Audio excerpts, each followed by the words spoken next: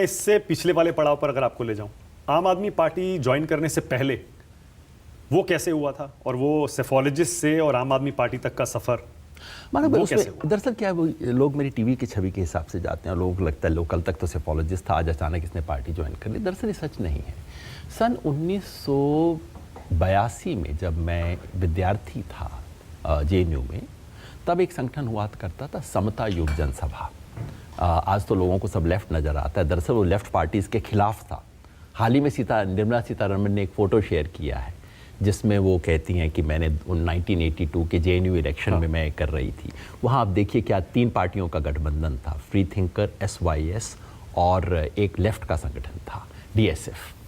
तो मैं उस संगठन का सदस्य तब से था, समता युग जनसभा, जो कि समाजवादी पार्टी वाली नहीं है, वो किशन पटनायक जी का समता संगठन था, उससे जुड़ी हुई संगठन था। क्या विचारधारा थी उसकी? गांधीवादी और गांधीवादी समाजवादी, ये जो गांधी लोहिया जयप्रकाश की परंपरा है उससे था।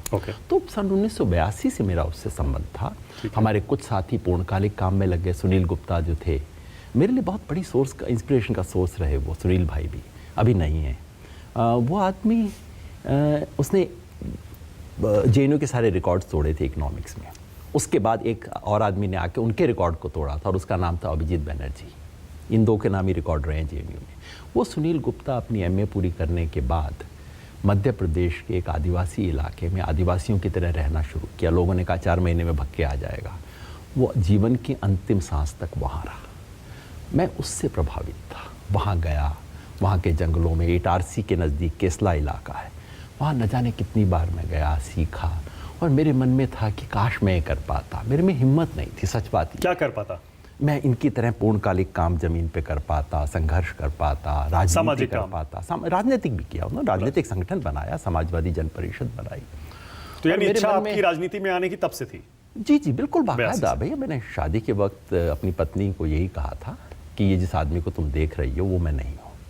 मैं एक राजनीतिक कार्यकर्ता हूँ और मैं वो करना चाहता हूँ। और मेरी खुशकिस्मती थी कि उसने कहा कि करना मैं भी चाहती थी, मैं कर नहीं पाऊंगी, हम दोनों के बदले तुम कर लेना। JNU के बाद फिर आगे? उसके बाद मैं पढ़ाने गया वहाँ पंजाब यूनिवर्सिटी चंडीगढ़ में, पढ़ा और पढ़ाया। वहाँ भी मैं समाजवादी जन परिषद का सदस्य था। तो मेरा 1/3 लाइफ का 1/3 हिस्सा वो था जो कि आपको टीवी पे दिखाई देता था। और 2/3 जो था वो उड़ीसा में बरगढ़ और यहाँ पे केसला और उत्तर बंगाल के जलपाईगुड़ी, यहाँ पे घूमना, सीखना, समाज में राजनीतिक कार्यकर्ताओं से मिलना और किशन जी की शागिर्दी करना, सच्चिदानंद सिन्हा से मिलना। मेरी ट्रेनिंग वहाँ पे हुई है। और मैं जब ये होता था ना, फेमस सेफोलॉजिस्ट, इन्होंने ये प्रेडिक्शन ठीक कर दिया, वो कर दिया, उसके बाद कहीं खुशी नहीं होती थी। और मेरे साथी पूछते थे क्या हुआ, मैं कहा पर ये मैं नहीं हूँ। तो वो कहते थे कि अरे इतनी प्रसिद्धि। मैंने कहा यार देखो, अगर आपको मान लीजिए बोतल का ढक्कन खोलना बहुत अच्छा आता है, पूरी दुनिया आपको कहे कि दुनिया का सर्वश्रेष्ठ बॉटल ओपनर मानक गुप्ता, आप कहेंगे यार मगर मैं ये तो नहीं करना चाहिए। हो गया, जरूर हो गया होगा, लेकिन ये तो मैं नहीं हूँ ना।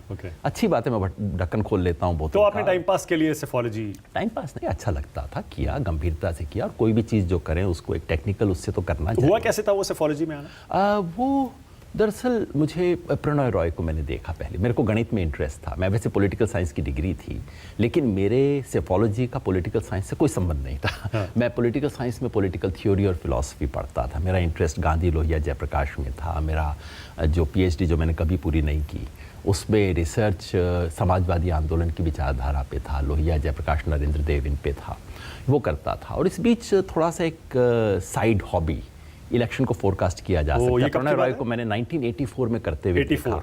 फिर 89 में मैं चंडीगढ़ में था, तो वहाँ मैंने वो सेफोलॉजी पे कुछ आर्टिकल लिख देता था यूँ ही। तो एक हमारे वहाँ पे मिस्टर नारायणन हुआ करते थे, द ट्रिब्यून के एडिटर।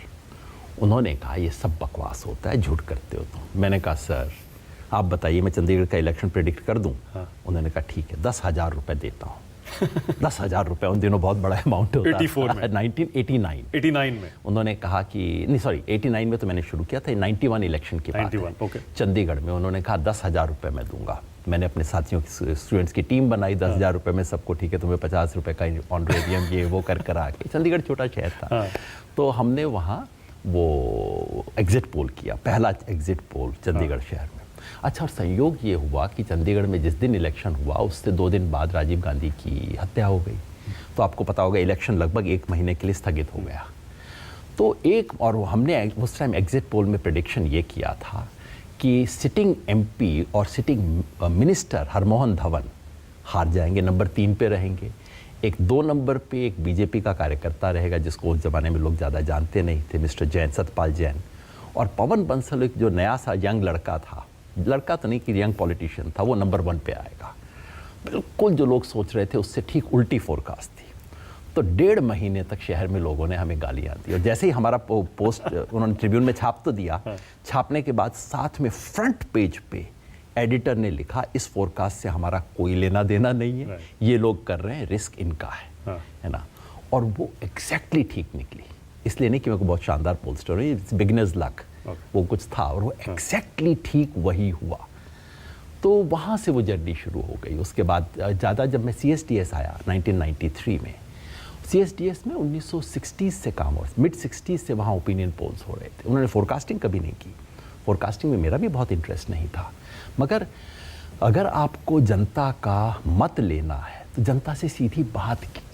ये मेरी हमेशा मान्यता थी कि ये ड्राइंग रूम में बैठ के तय मत कीजिए कि जनता क्या सोचती है, जाइए लोगों से पूछिए, बात कीजिए। तो CSDS 93, मैं 93 में CSDS आ गया, और वहाँ एक बना बनाया पहले से पूरा एक ट्रेडिशन था। प्रोफेसर BB सिंह जैसे सीनियर लोग थे, शुरू किया था प्रोफेसर बशीरुद्दीन अहमद ने, और कोठारी साहब और DL शेठ तमाम लोग थे, आशीष नंदी। वैसे आशीष नंदी ने शुरुआत पोलस्टर के रूप में की थी। तो वो सब लोग थे जिन्होंने मुझे एनकरेज किया कि चलो अब एक यंग लड़का आ गया जो इसमें, और प्रणय रॉय ने फिर वहाँ से, तो वहाँ से हमने शुरू किया और उस ट्रेडिशन को आगे बढ़ाया मैंने। दिक्कत क्या होती है कि बहुत लोग मुझे कहते हैं आपने शुरू की सेफोलॉजी और फोरकास्ट, जो बिल्कुल गलत है। प्रणय रॉय ने हमसे 10 वर्ष पहले ये काम शुरू किया था और बहुत शानदार काम किया था। प्रणय रॉय के उस टेक्निकल काम को उन्होंने 1984 में किताब पब्लिश की थी, compendium of Indian election, David Butler और अशोक लहड़ी के साथ मिलके, अशोक लहड़ी जो बाद में बीजेपी में गए, उनके साथ मिलके। वो किताब पाथ ब्रेकिंग किताब है। उसने पहली बार हिंदुस्तान के इलेक्शंस की फोरकास्टिंग कैसे होती है वो किया। मुझ जैसे लोगों ने उसको केवल आगे बढ़ाया, हमने शुरुआत नहीं की। ओके।